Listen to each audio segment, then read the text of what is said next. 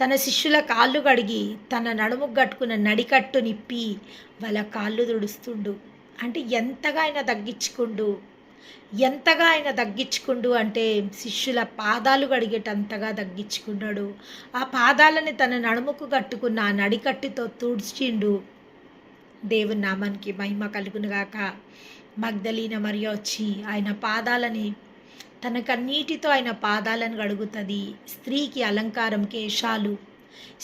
అలంకారం కేశాలు కాబట్టి అందుకే ఏమని రాయబడిందంటే స్త్రీలు జుట్టు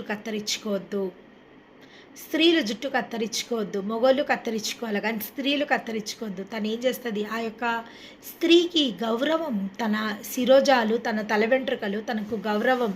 ఆ గౌరవ ప్రధానమైన ఆ ఎంట్రుకలతో ఆయన కాళ్ళను తుడిసి ఆ కాళ్ళని ముద్దు పెట్టుకుంటుంది. ఆ కాళ్ళని ముద్దు పెట్టుకొని విలువగల జటామాంసి అత్త